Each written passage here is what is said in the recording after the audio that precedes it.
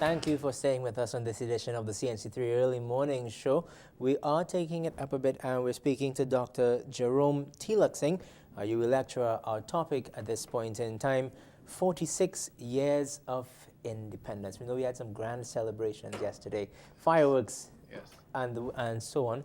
And there are several debates going on about our independence and where we set out, what we set out to achieve, and where are we at this point in time. Yes.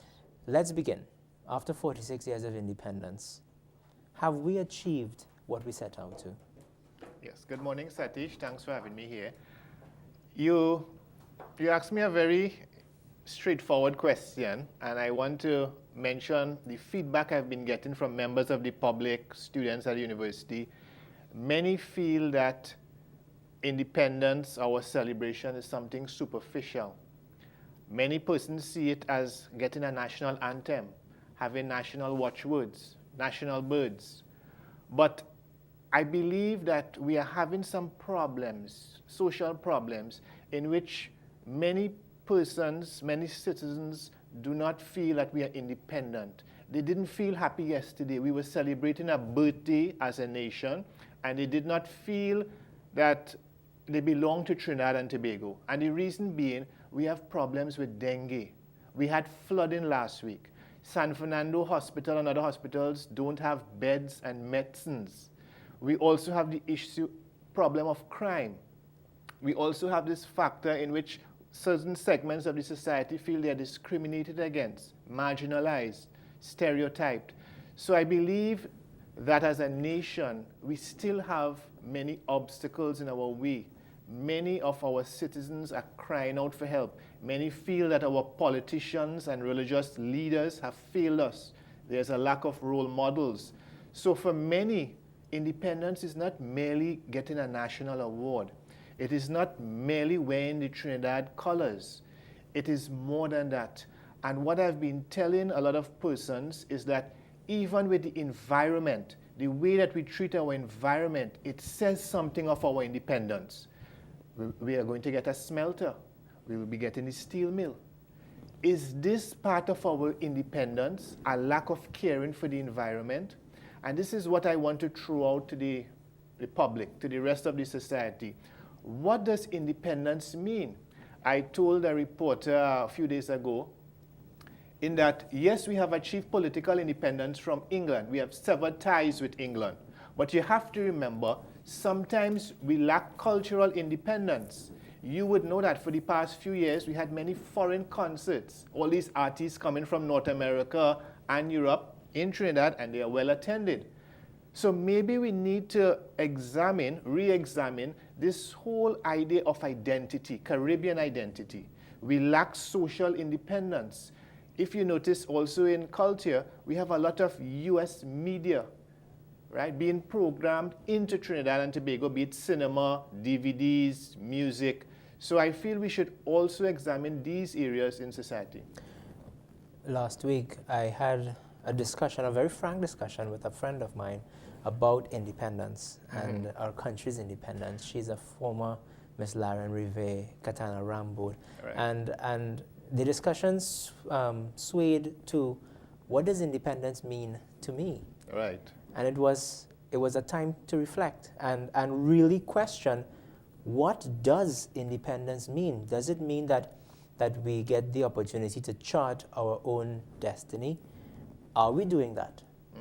Is it that our citizens are independent? Or is it that the state is independent but our citizens aren't? We need to delve. What have you been hearing on those lines, along those lines? I believe that many believe that we are not truly able to chart our path of progress, our direction, as you mentioned, particularly because of globalization. We are part of this global village, and because we are so geographically close to the United States, many of our countries in the Caribbean are tied to the IMF and the World Bank. So that this economic independence is not there. The multinational corporations in many of the small Caribbean countries, they are really running the show, right? We are losing millions of dollars every day not precious natural resources. They are leaving Trinidad and Tobago, and it's not trickling down to the rest of the economy. We are seeing a lot of poverty. Just now you talked about inflation. So it seems as if we, as a state, we appear to have a sense of direction, but in reality it is not so. The people might have a say every 4 or 5 years when they get to vote, but in reality it is not so. They feel powerless. So often there is this separation between the state and the public, and this, I feel, it is something which affects our nationalism and patriotism, and it makes many people feel that they are not truly independent. I don't know if that could probably be the line that your friend was thinking about. But it can't all be bad. I'm sure No, that no. there must be some good in it as well. Yes. And the country has made some magnificent strides. Our citizens have made some magnificent strides Yes. as well. And the Trinidad and Tobago flag continues to fly high across the globe. I agree with But you. some are suggesting that more needs to be done to empower our citizens, to make them understand how significant independence is. Do you think enough is done in our schools to teach our children about us? Yeah. You see, that is an extremely important point you mentioned there. That, yes, we cannot think about negative aspects. We have to remember the positive. Recently at the Beijing Olympics, you see how proud we were as a Caribbean and as Trinidad and Tobago because we won those medals. Even when we look at our cultural artists, our academics, be it V.S. Naipaul, Peter Minshall, we have intellectuals like C.L.R. James, right? We had trade union leaders like Adrian Colarienzi who have made us proud. But I believe that many of these role models are not being taught in our primary and secondary schools. We are not focusing enough on some of these role models and also about caring for our country, caring for the environment, ensuring that we are creating a holistic society in which development is occurring in all sectors. Too often we are seeing a lot of imbalances, uneven development. And I believe that you are mentioning something extremely important, that at the kindergarten level, the primary school level, we need to start inculcating in our young citizens about the need for staying in our country, building our country. As you would know, we are suffering from a brain drain right now. Many people are going abroad for jobs, fear of crime. So we need to focus more on our role models, good role models, and we also need to encourage them to stay and help build Trinidad. I was about to speak about the outside influence, and you touched on it a bit, because that plays a significant factor. It's a significant factor in shaping our young people. Yes. And the outside influence it has a huge draw to young people because Right. of the lifestyle and the glamour and glitz and so on. And one of the things that I think we have not paid enough attention to is fostering patriotism. Americans are intense patriots. Can we ever get to that stage as Trinbagonians? Can we? And if so, where do we start? Well, If we're not there, where could we start on that road in molding the younger generation to be the very patriotic people that they should be? Satish, you asked the $1 million question. You asked a $1 million question, and I'm not sure if I will be able to properly answer it this morning. As you would know, after 9/11, every American, they were flying that U.S. flag, they wanted justice. You would see when they celebrate Independence Day how patriotic they are. Even when they go abroad, they always ensure that people know what country they are from.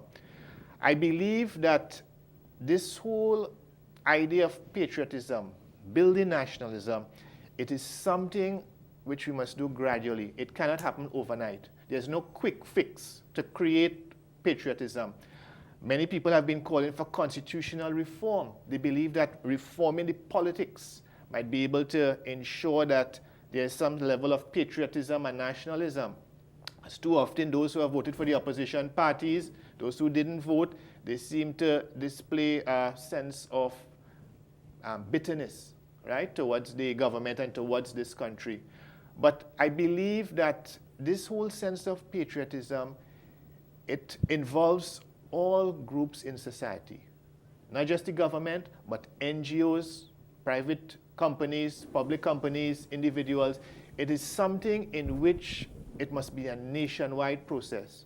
You can't have one segment of the population promoting patriotism. We would see indicators of this patriotism and nationalism. You would remember the strike squad on November the 19th.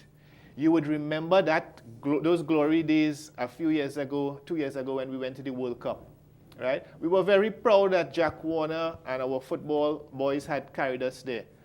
And after that, the level of patriotism dropped. We were all concerned about crime and kidnappings and things. So we need to try to tap into these incidents which promote patriotism and build on it.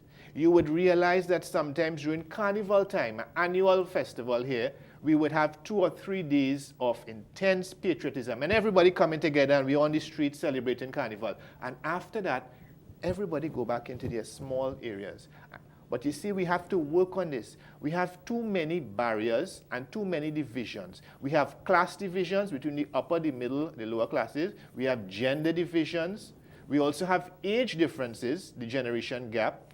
So you see, we have various divisions. We have the religious divisions between the Christians and the non-Christians. This whole dilemma with the Trinity Cross representing the Christians. So we need to examine these differences. And on top of that, the most important problem is the racial polarization between the Indo-Trinidadians and the Afro-Trinidadians. So we need to deal with these problems step by step. We cannot just sit down and say, you know what, today I'm going to deal with religious, ethnic problems, class problems, and age problems, and gender problems. It is something that must be tackled by all sectors of society. We cannot keep on blaming the government. We cannot say, well, that's the government job to deal with flooding. If I am throwing an old bed and an old fridge in the river every year, that will contribute to the flooding.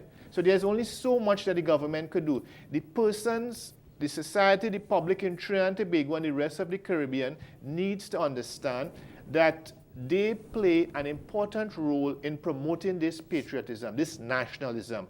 The public needs to be aware that they are stakeholders in this quest for patriotism. You cannot just believe that staining your finger for election day will be that special formula, that elusive formula to suddenly create a beautiful Trinidad and Tobago. We have a caller on the line. St. Augustine, welcome to the program. Good morning to you. Yes, good morning. Yes, I have 2 questions I want to ask. First of all, I heard about music coming from North America and Europe. What about India? There's a lot of Indian people comes to Trinidad with their music and it creates the big bang. So include this also. The next point is we are talking about patriotism. I am a pensioner, so I was here long before the first independence started, right? The thing about it is we had independence already yesterday. We had celebrations. How many East Indians have you seen around celebrating? Do you know that they avoid all the celebrations as far as I've been going around, looking around and seeing who is really celebrating patriotism to this country? The East Indian population avoids the independence because of politically motivated minds, I expect, because we are all Trinidadians when it comes to the boiling pot of this country. I cannot see divisions for independence. If we go down that road all the time, 100 years from now, we will still be polarized, Africanism and Indianism. And like me, a guy who came here with Columbus will always be in the middle. Have a nice day. We have Glencoe on the line. Glencoe, good morning.